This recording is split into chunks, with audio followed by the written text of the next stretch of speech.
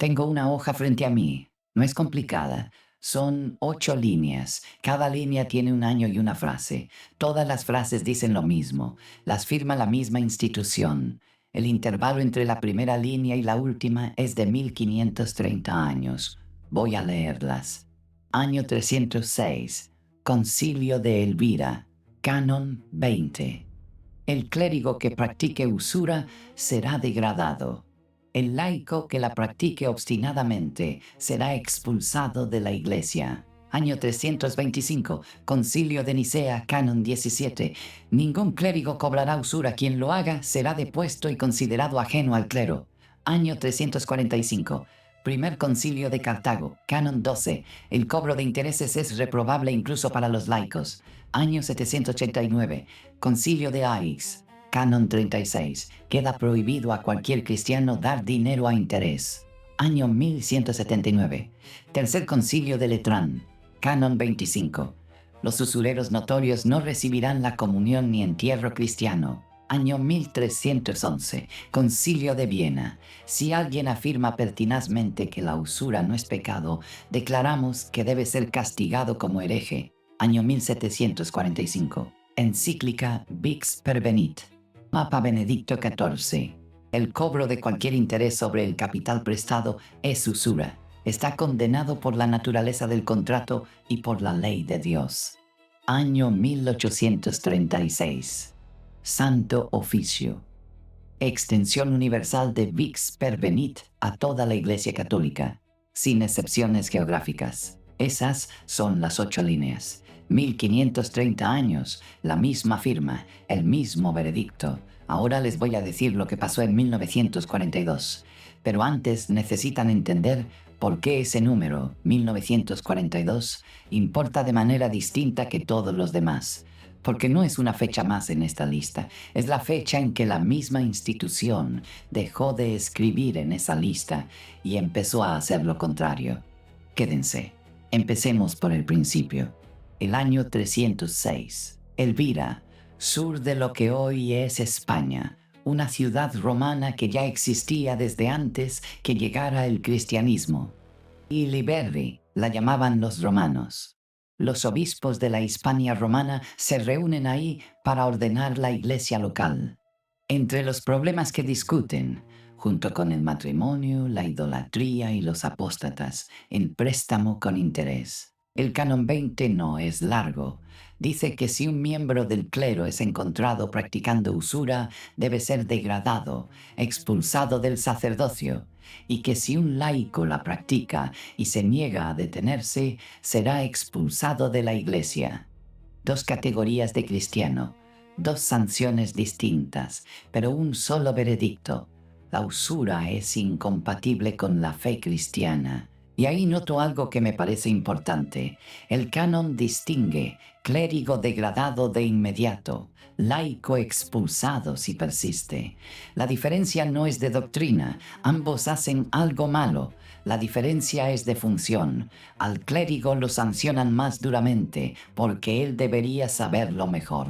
19 años después, 325, Nicea. El primer concilio ecuménico de la historia de la Iglesia, el que redactó el credo, el que definió la naturaleza de Cristo frente a la herejía arriana, el que organizó la jerarquía episcopal del mundo cristiano.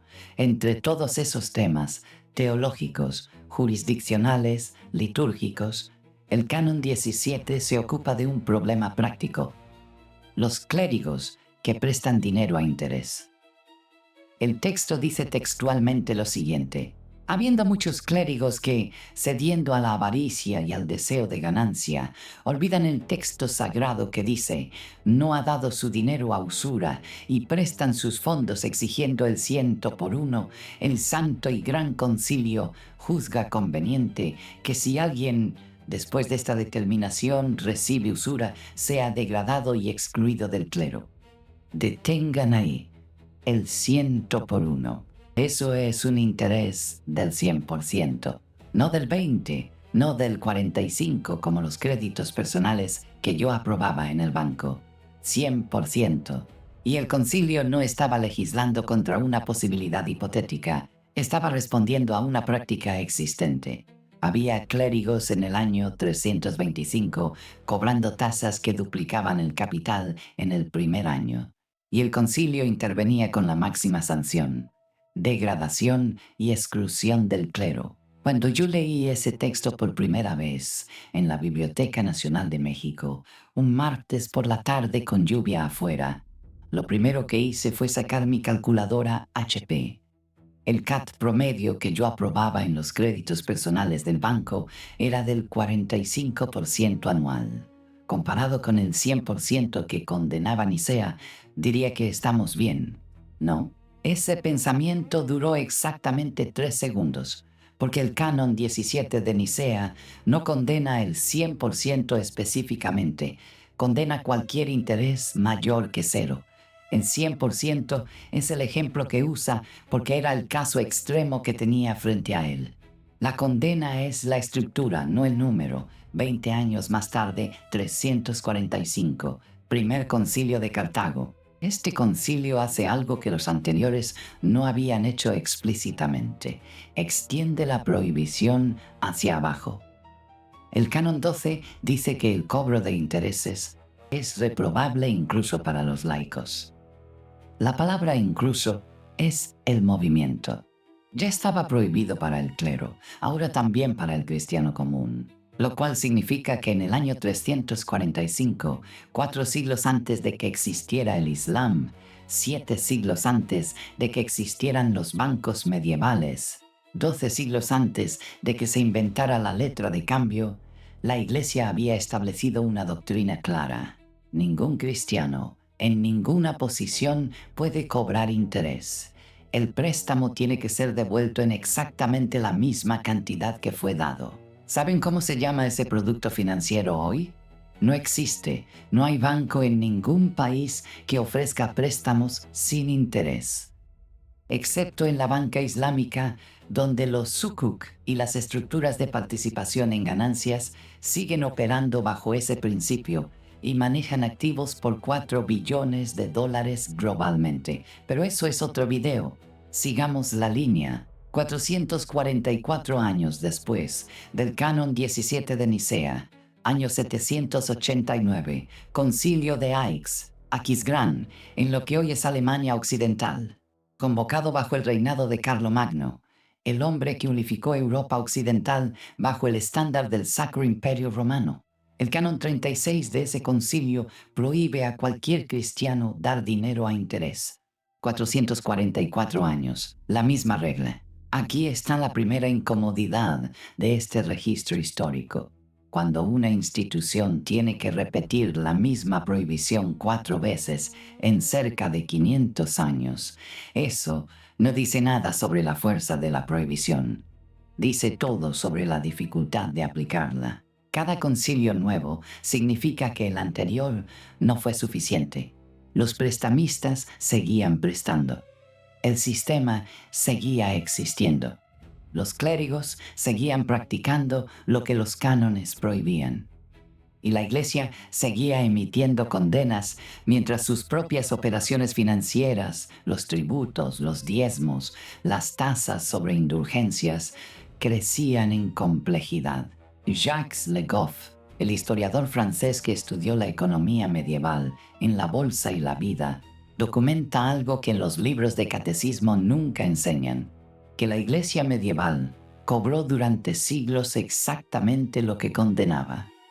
Los tributos eclesiásticos incluían comisiones por administración de fondos que, medidas correctamente, eran intereses sobre el tiempo prestado.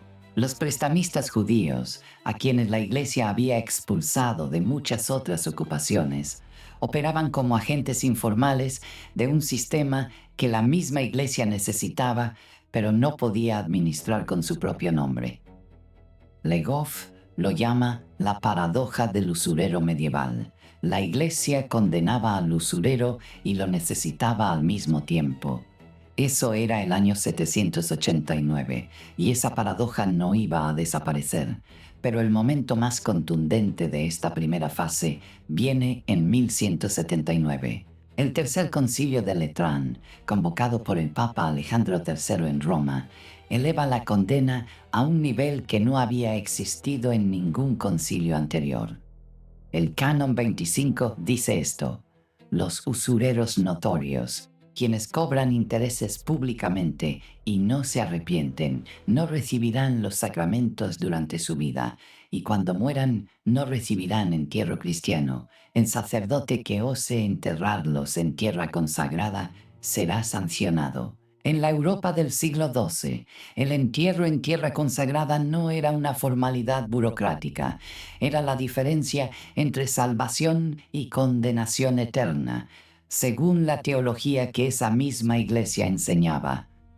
Negar el entierro cristiano era negar el acceso al paraíso, era la sentencia máxima disponible en ese sistema de creencias, y la iglesia la aplicaba en teoría a quien cobrara intereses.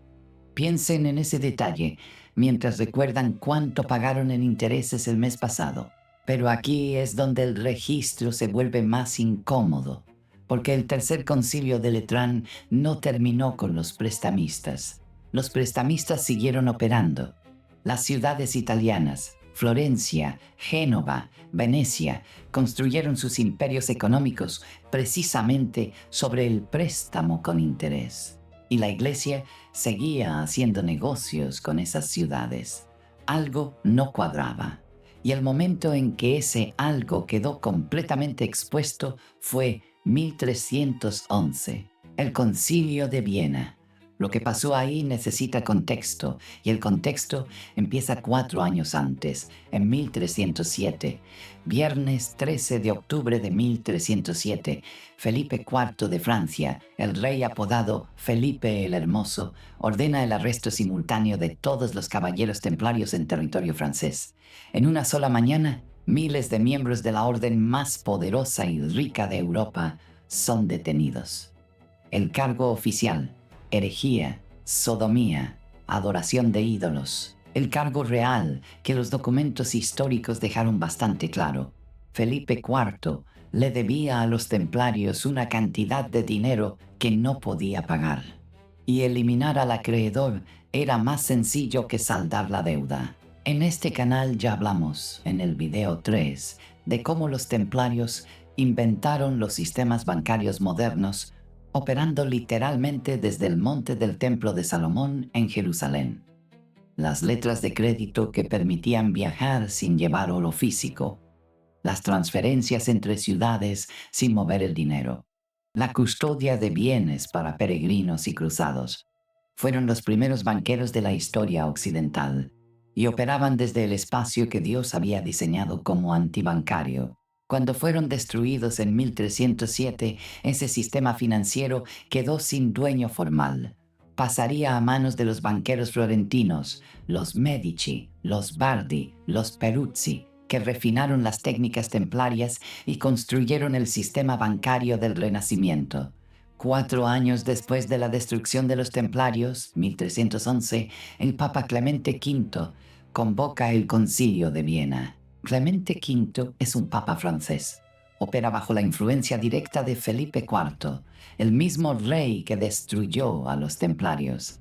Y en Viena, el concilio hace 2 cosas que, vistas en conjunto, revelan algo sobre cómo funciona el poder. Disuelve oficialmente la orden del Temple y declara que la usura es herejía. El texto de las Clementinas, el corpus legal que codificó los decretos de Viena, promulgado por Juan XXII en 1317, dice lo siguiente: si alguien ha caído en el error de presumir afirmar pertinazmente que la práctica de la usura no es pecado, declaramos que debe ser castigado como hereje. Y encargamos estrictamente a los ordinarios locales y a los inquisidores de la herejía que procedan contra los que encuentren sospechosos de tal error, como lo harían contra los sospechosos de herejía. Hereje, no pecador, no inmoral, no reprobable. Hereje, la categoría que te ponía frente a la Inquisición, la que en la Europa medieval podía terminar en hoguera. Y el concilio que promulgó esa declaración fue el mismo que, en la misma sesión, disolvió a los primeros banqueros de la historia occidental. Aquí está la paradoja que más tiempo me llevó procesar cuando encontré estos documentos. Los templarios construyeron el sistema bancario moderno en el espacio físico que Dios había diseñado como antibancario. La Iglesia los destruyó, o permitió que los destruyeran, en parte porque el rey que los odiaba era el mismo que tenía influencia sobre el Papa. Y luego, 4 años después de destruir a los banqueros, la Iglesia declaró herejía a la banca. Es como si alguien robara un banco, quemara el banco para borrar las evidencias y luego emitiera un comunicado condenando el robo de bancos. ¿No es curioso? Y hay un detalle más.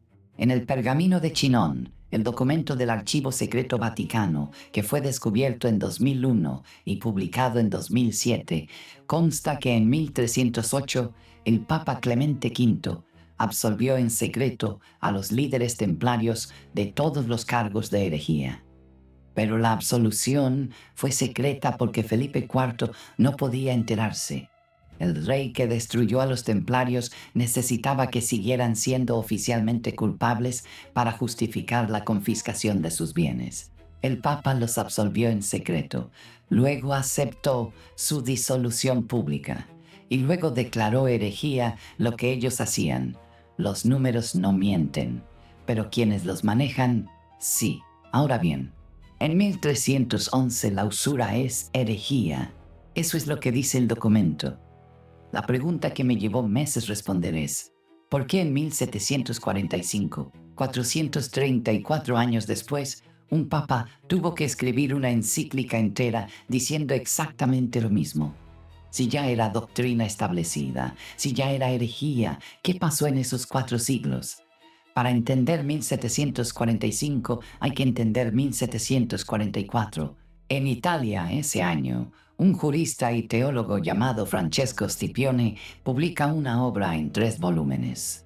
El título traducido sería algo como Sobre el uso de la moneda. El argumento central: cobrar intereses moderados no es contrario a la ley natural ni a la ley divina. El préstamo con interés bien regulado es un instrumento legítimo de la economía cristiana. El libro circula ampliamente entre el clero italiano.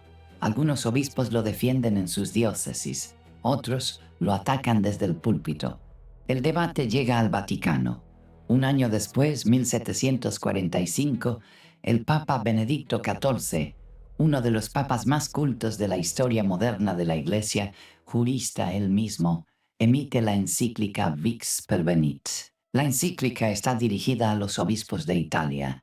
No es universal. Y ese detalle es importante. El problema era tan agudo en la Iglesia italiana específicamente, donde los bancos del Renacimiento habían operado durante siglos, que requería intervención papal directa. El texto de Vix Pervenit no deja margen. El pecado llamado usura, que tiene su sede propia en el contrato de préstamo, consiste en que alguien, con ocasión del préstamo, quiere obtener más de lo que dio. Por tanto, si alguien recibe interés de cualquier clase sobre el dinero prestado, comete usura. Sin excepciones de monto, sin interés moderado, sin distinción entre tasa alta y tasa baja, cualquier interés, cualquier centavo por encima del capital prestado, eso es usura, eso es pecado. R.H. Tawney, en Religion and the Rise of Capitalism, su estudio clásico de 1926 sobre la relación entre la doctrina protestante y el capitalismo, describe lo que había pasado en esos 4 siglos de la siguiente manera. La iglesia del siglo XVIII no era la iglesia del Concilio de Viena. En 4 siglos, el capitalismo había transformado la economía europea y la iglesia había transformado su relación con el capitalismo. Los tratados de moral del siglo XVII y XVIII estaban llenos de distinciones sutiles sobre cuándo el interés era o no era usura, distinciones que en el siglo XIII habrían sido consideradas heréticas. Dicho de otra forma, entre 1311 y 1745, los teólogos católicos construyeron un andamiaje de excepciones. El lucrum cessans, la ganancia que el prestamista deja de obtener por prestar en lugar de invertir. El periculum sortis, el riesgo de no recuperar el capital. El damnum emergens, el daño que sufre el prestamista si necesita el dinero antes de que el deudor lo devuelva. Cada excepción era teológicamente sofisticada, y cada excepción creaba un agujero por donde el interés podía colarse sin llamarse usura. Para 1744, cuando Scipione publicó su defensa, muchos obispos italianos ya no creían que cobrar intereses fuera pecado, no porque hubieran rechazado la doctrina formalmente, sino porque los 4 siglos de excepciones los habían convencido de que la doctrina nunca aplicaba en la práctica. Vix Pervenit fue el intento de Benedicto XIV de cerrar todos esos agujeros de golpe. Pero aquí viene el momento del registro histórico que más tiempo me costó encontrar, porque no está en los documentos oficiales, está en las instrucciones a los confesores. El año 1830. Europa acaba de atravesar las guerras napoleónicas. El Código Napoleónico, que legaliza el cobro de intereses en todo el territorio conquistado, se ha difundido por Francia, Italia, España, los Países Bajos, partes de Alemania. El capitalismo industrial está comenzando. Los bancos no son ya una institución opcional de la economía, son su columna vertebral. Ese año, el Santo Oficio, el organismo de la Iglesia que administra la doctrina y supervisó la Inquisición, emite una instrucción a los confesores. El contenido es el siguiente: los confesores no deben perturbar a las personas que cobran intereses de acuerdo con las leyes civiles, mientras el pueblo fiel acepte la enseñanza de la Iglesia sobre la usura si se le instruye. Léanlo con calma. No deben perturbar a los que cobran intereses. La doctrina formal no cambia. Vix Pervenit sigue siendo doctrina. La usura sigue siendo, en papel, pecado. Pero la práctica del sacramento de la confesión, el mecanismo concreto por el que la doctrina llegaba al creyente individual, ya no debe molestar a quienes cobran intereses conforme a la ley civil. En 1830, la Iglesia descubrió que el capitalismo moderno era demasiado grande para combatirlo desde el confesionario. Así que dejó de intentarlo. Y entonces viene el momento más paradójico de todo este registro. 6 años después, 1836, en Santo Oficio, bajo el Papa Gregorio XVI, extiende formalmente la Vix Pervenit de 1745 a toda la Iglesia Católica, universal, sin excepciones geográficas. Lo que antes era para los obispos de Italia ahora aplica a cada confesor, en cada diócesis, en cada continente. En 1836, la condena de la usura es doctrina oficial y universal de la Iglesia Católica. Es la última vez que eso se afirma formalmente. Antes de continuar, porque lo que viene es el número que cambia todo, quiero decirles algo sobre ese registro histórico que acaban de escuchar. Cada fecha, cada canon, cada texto que mencioné, los concilios, Vix Pervenit, la instrucción de 1830, la extensión de 1836, representa un argumento contra las tasas que aparecen en los contratos bancarios modernos. Los mismos argumentos, los mismos principios, adaptados al español legal actual. En la descripción preparé un documento con las 7 cartas argumentadas históricamente, las que yo hubiera querido tener cuando trabajaba en el banco y aprobaba créditos con tasas del 45% CAT. Cada carta cita los cánones que corresponden a la cláusula que objeta. Las leen, identifican cuál aplica a su situación, la envían a su banco. No es magia, es el mismo argumento de 1500 años de doctrina en formato carta de solicitud de revisión. Ahora el cálculo. Voy a hacer 2 operaciones. Son simples. Son las 2 que me quitaron el sueño la primera vez que las hice. Primera operación. desde el Canon 20 del Concilio de Elvira en el año 306 hasta la extensión universal de Vix-Pervenit en 1836. 1836 menos 306, igual a 1530 años. 1530 años es el tiempo que la Iglesia invirtió en construir, reafirmar, elevar y universalizar la prohibición del cobro de intereses. 8 documentos formales, 4 niveles de sanción, desde la degradación del clérigo hasta la declaración de herejía. Una institución que durante 1,5 años dijo lo mismo, con más fuerza cada vez.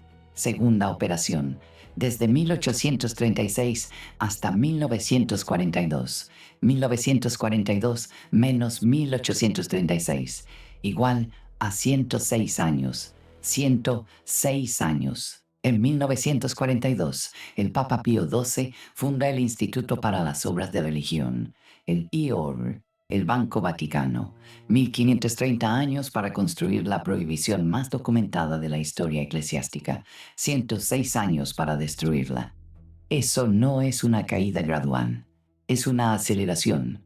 Vean los tiempos internos. De Nicea 325 a Viena 1311, del clérigo que cobre interés será degradado. A quien afirme que el interés no es pecado es hereje. Pasaron 986 años. Casi 1 milenio para escalar de la degradación clerical a la declaración de herejía.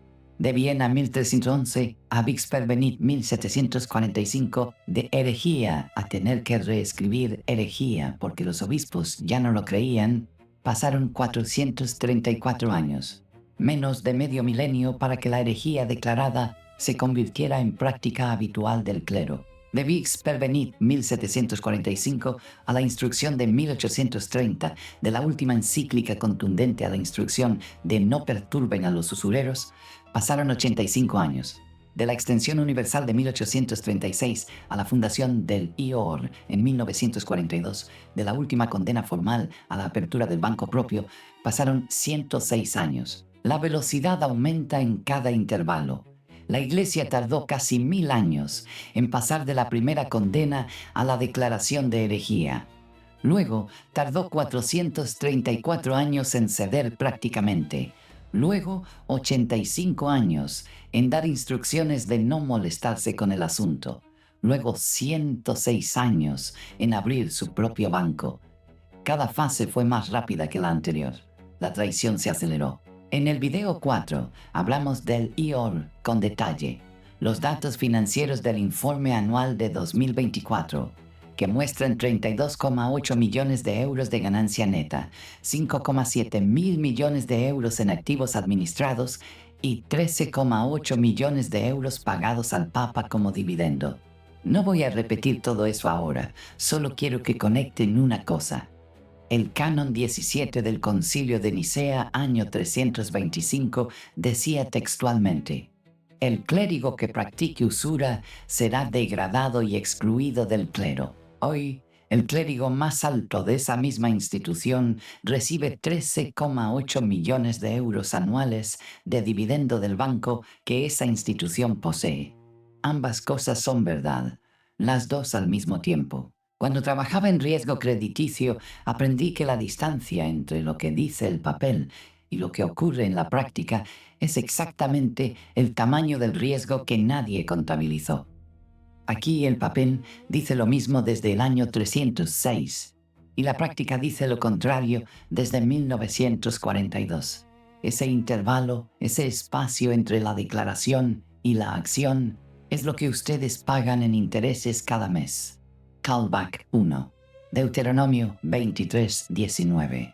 En el primer video de este canal empezamos con Deuteronomio 23:19. No prestarás interés a tu hermano, ni por comida, ni por dinero, ni por ninguna otra cosa. Eso fue escrito varios siglos antes del Canon 20 de Elvira, antes de que existiera la Iglesia Católica como institución. Cuando los obispos españoles se reunieron en el año 306, no estaban inventando una prohibición. Estaban intentando aplicar una que ya tenía 600 años de antigüedad. Y fallaron. E intentaron de nuevo. Y fallaron de nuevo. durante 1530 años, hasta que dejaron de intentarlo. La ley no cambió, solo cambió quién la aplicaba, o mejor dicho, quién ya no la aplicaba. Callback 2. Los templarios en el templo. En el video 3 documentamos cómo los templarios construyeron el sistema bancario moderno, operando literalmente desde el monte del templo de Salomón, el mismo espacio que Dios había diseñado, según la Torá, como el centro de la economía sin intereses. Fueron destruidos en 1307. El sistema que crearon no fue destruido con ellos. Los Medici lo heredaron. Los bancos florentinos lo refinaron. Y la iglesia, que los destruyó a ellos, siguió haciendo negocios con sus herederos. Los templarios fueron el primer capítulo de esta historia. El IOR es el último, por ahora. Callback 3. Canon 17 de Nicea. 325. El clérigo que practique usura será degradado. 2024. El Papa recibe 13,8 millones de euros anuales de dividendo del Banco Vaticano. Esas dos frases pertenecen a la misma institución, al mismo cargo, la misma silla de Pedro que en el año 325 firmó el canon que degrada al clérigo usurero. Es la silla de donde hoy sale el presidente del IOR. Los documentos no se contradicen, solo describen épocas distintas de la misma institución. Les voy a dejar algo concreto. Busquen su contrato, hipoteca, tarjeta de crédito, crédito personal, lo que tengan. Busquen estas 3 cláusulas. Son las mismas que los concilios condenaron durante 1500 años y hoy aparecen como estándar en cualquier contrato bancario del mundo. Primera cláusula: tasa de interés anual, cualquier número mayor que 0. El Canon 17 de Nicea decía que cobrar el 100% era causa de degradación del clérigo. El Concilio de Viena de 1311 decía que afirmar que cualquier interés, sin importar el monto, era legítimo, era herejía. Busquen el número en su contrato. Compárenlo con 0, que era lo único que la Iglesia declaró aceptable durante 1530 años. El número que encuentren es exactamente lo que los concilios condenaron. Segunda cláusula: intereses sobre saldos vencidos o cualquier variante de interés compuesto, interés que se suma al capital y genera más interés. Tomás de Aquino llamó a eso vender el tiempo 2 veces. Cuando el banco cobra interés sobre el interés acumulado, está cobrando por el mismo periodo de tiempo en 2 líneas del estado de cuenta. Que eso siga siendo estándar en 2026 dice algo sobre los 106 años que pasaron desde 1836. Tercera cláusula: plazo de X años, sin ninguna mención de posibilidad de cancelación anticipada sin penalización. La ausencia de un mecanismo de cancelación periódica. El Deuteronomio 15:1, la ley del Shemitah que documentamos en el video 2, decía que cada 7 años las deudas se cancelaban. Era el mecanismo de reset incorporado al sistema financiero divino. Los contratos bancarios modernos no tienen ese mecanismo. Tienen penalizaciones por prepago. Es decir, el sistema actual no solo no cancela deudas periódicamente, castiga a quien intenta pagarlas antes de tiempo. Esas 3 cláusulas están en su contrato, todas, sin excepción, y cada una de ellas fue condenada por nombre, con sanción específica, en documentos firmados por la misma institución que hoy gestiona activos por 5,7 mil millones de euros en su propio banco. Revisen su contrato. Busquen esas 3 líneas. Ahora que conocen los 1530 años de historia detrás de cada una, saben exactamente qué están leyendo. Los números no mienten, pero quienes los manejan, sí. Nos vemos pronto.